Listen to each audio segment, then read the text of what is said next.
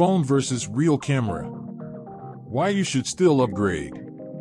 Last year, while strolling along the beach near my apartment, I saw a lone kestrel bird sitting on a slender branch protruding out from the chalk cliffs. From 100 yards away, the subject of my photograph was so little, obscure, and unimposing that it could have been a pigeon. I got closer in an attempt to get a better photo, but the cunning bird had none of it and soared off down the coast. Later that day, as I pondered the dismal results, I remembered a well-worn photographer prover: the best camera will be the one you take with you. To put it another way, be grateful that you have a camera in your hands to record whatever it is you're looking at. It didn't ring true on that beach, where the best camera would have been the one I had at home, a creaky old Sony A200 DSLR with a 70 to 300 mm telephoto lens. With that inexpensive body and not-so-cheap lens, I could have taken hundreds of crisp, clean photographs from a distance without frightening my subject. In other words, there are occasions when you require the right tool for the task. Smartphone cameras are incredibly useful, and their advancement over the last 10 years has been nothing short of astonishing. They've effectively eliminated the low-cost pocket point-and-shoot camera, but there's still so much they can't accomplish in comparison to a true purpose-built mirrorless or DSLR camera.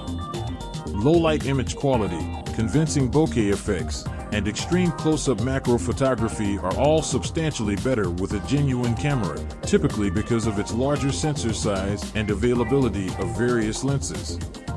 The Samsung Galaxy S21 Ultra and its innovative 100x space zoom, for example, might have been able to capture some good long-range images of my kestrel. However, it is not a real 100x optical zoom. The camera's lens arrangement only gives a modest 4x optical zoom, with the remainder of the range basically recreated through digital processing and cropping. When you zoom beyond Samsung's lossless hybrid 4x to 10x zoom threshold, the image quality degrades and details get softer as the processing becomes less successful at boosting the data it receives from the sensor. Then there's the price of the Galaxy S21 Ultra. With innovation centered on smartphone photography, it begs the question of whether you should spend your money on a new phone or a dedicated camera. That is if you've upgraded your phone in the last several years. Macro photography can be done with a phone camera, but it usually necessitates the purchase of a lens attachment or the investment in some form of external lighting equipment.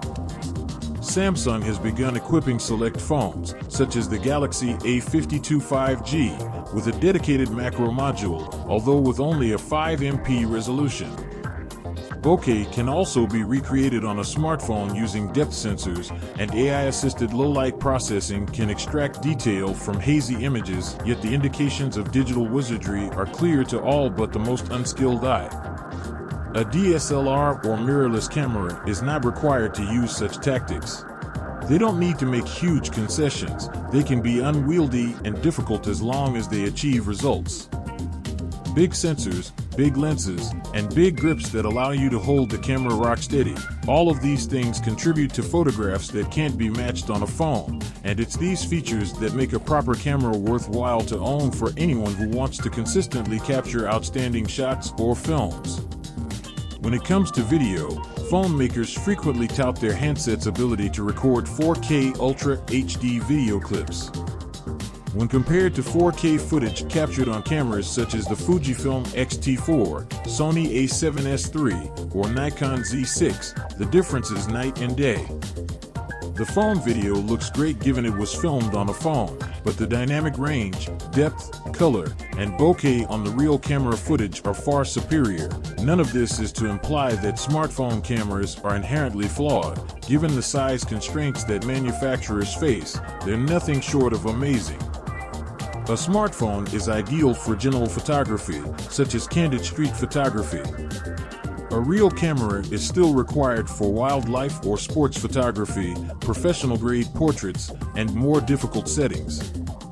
The ubiquitous smartphone has democratized photography in ways that costly premium equipment and even affordable DSLRs never could, transforming those who don't know their aperture from their elbow into passionate, prolific shutterbugs.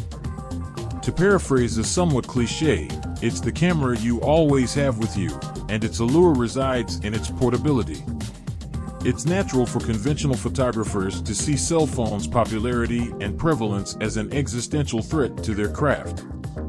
The move by Olympus to sell up its camera division after several years of loss may have set alarm bells ringing, but it's too early to panic. Other manufacturers, such as Canon, Nikon, Fujifilm, and Sony, continue to introduce new enthusiast cameras.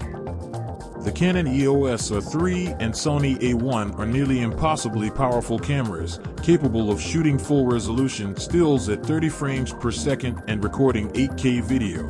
Because of their wide surface area, these sensors can absorb more light even at extremely fast shutter speeds, making them perfect for low-light photography, and when paired with the correct lenses, they provide a narrow depth of field that allows for dramatic bokeh. Because these sensors are simply too large to put into a pocket-sized, millimeter-thick device, the creative possibilities they open up will not be available on smartphones anytime soon.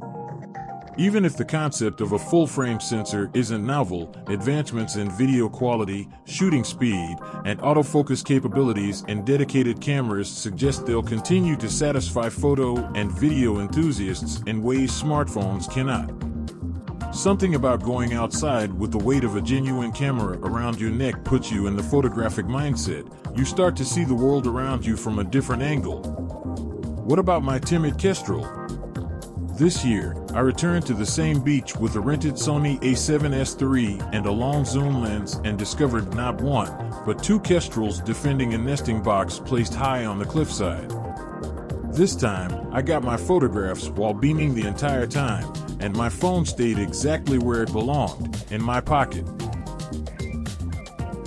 Thank you for watching. We at Just Techie hope you enjoyed yourself. Please comment, like, and subscribe.